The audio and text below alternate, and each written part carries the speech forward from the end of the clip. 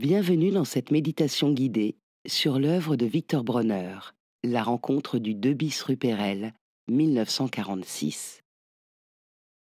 Victor Bronner, artiste d'origine roumaine, s'installe en 1945 au 2 bis rue Perel dans le 14e arrondissement de Paris, dans le même atelier qu'occupa le douanier Rousseau de 1906 à 1910.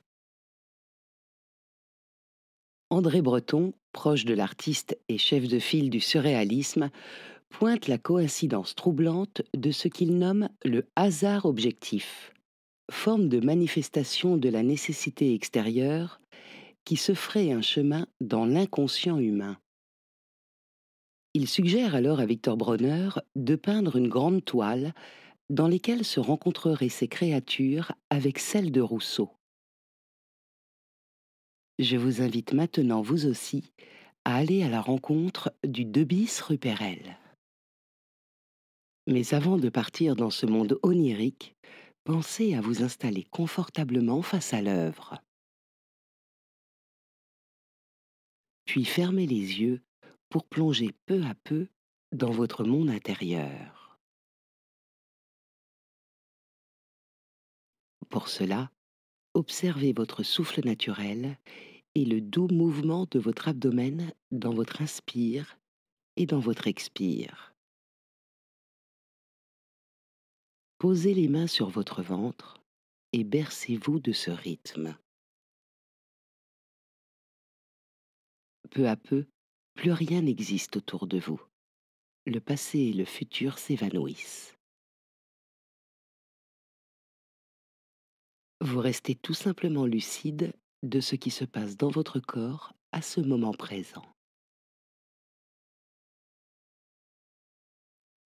Maintenant, ouvrez les yeux et déplacez votre attention sur un point au milieu de la peinture, mais sans le fixer, pour l'englober totalement sans chercher à comprendre. Un peu comme si votre regard traversait l'horizon. Prenez le temps. Observez les sensations et les effets que vous éprouvez.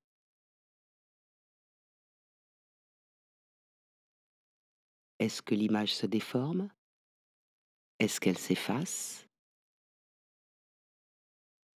Imprégnez-vous de l'ambiance propre à l'œuvre, un peu comme un entre-deux entre la veille et le sommeil.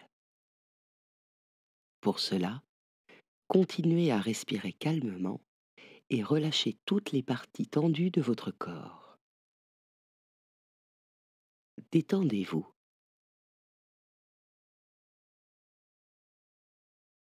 Vous plongez peu à peu dans cet espace étrange, similaire au rêve. Je suis le rêve, je suis l'inspiration, nous dit Bronner. Entre sommeil et conscience, répétez plusieurs fois cette phrase tout en continuant à vous relaxer. Je suis le rêve, je suis l'inspiration.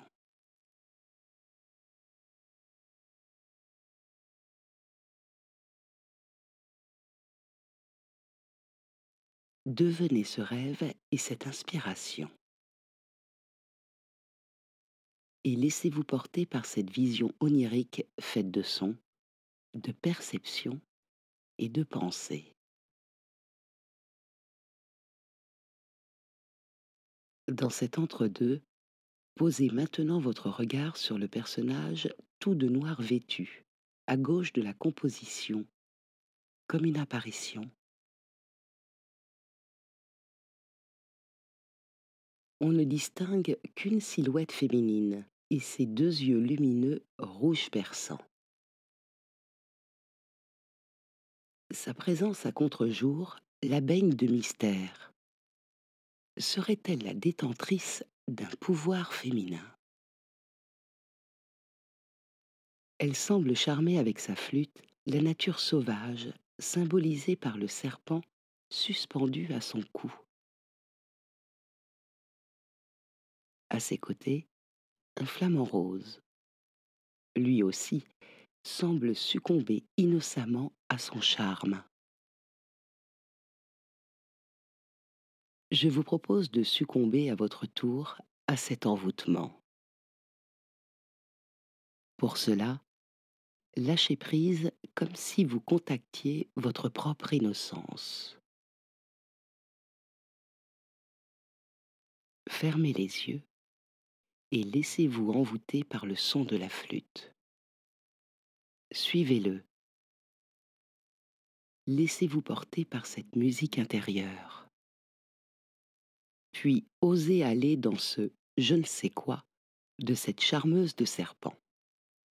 Ce je ne sais quoi de mystérieux et d'indicible. Accueillez-le dans une inspire, puis visualisez et ressentez l'ouverture de votre cœur. Puis dans l'expire, laissez-vous infuser par cette plénitude.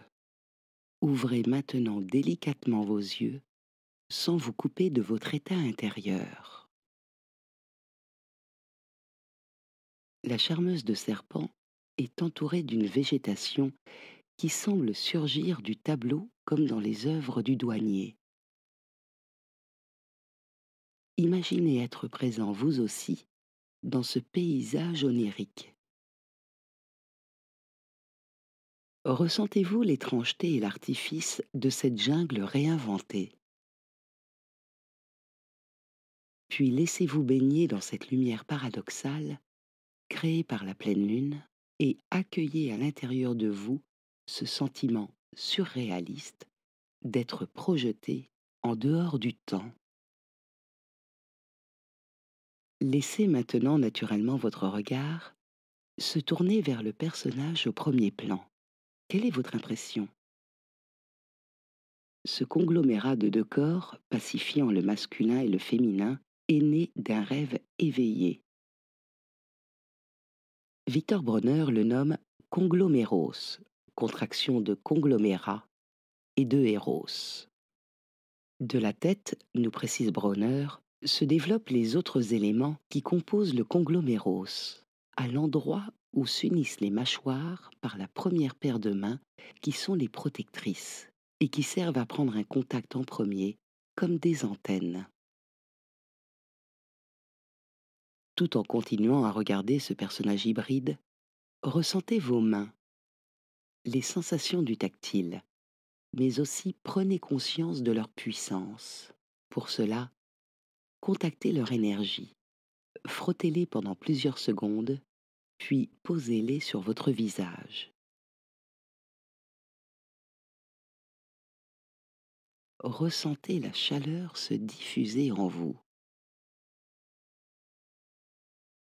Revenez au tableau.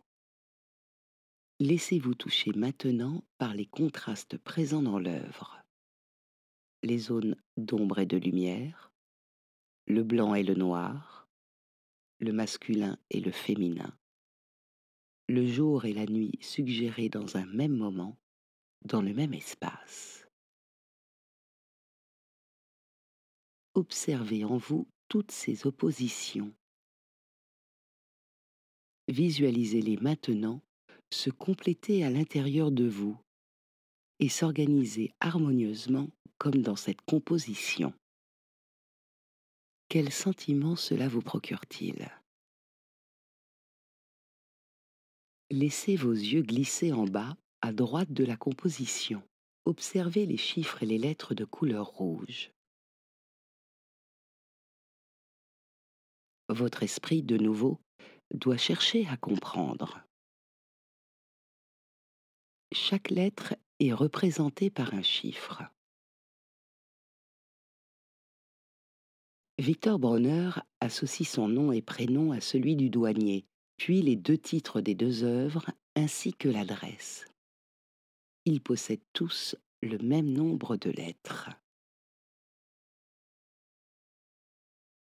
L'artiste jusqu'au bout sollicite pour celui qui sait voir cette part de mystère, d'énigme et d'ésotérisme. Contemplez maintenant l'œuvre dans sa globalité. Ne cherchez plus à saisir un élément, ne bougez plus votre regard. Laissez vos pensées vous traverser et n'y prêtez aucune attention. Laissez les phénomènes visuels apparaître, puis disparaître. Ouvrez la porte à la magie chère à l'artiste et contactez sa vision en toute tranquillité.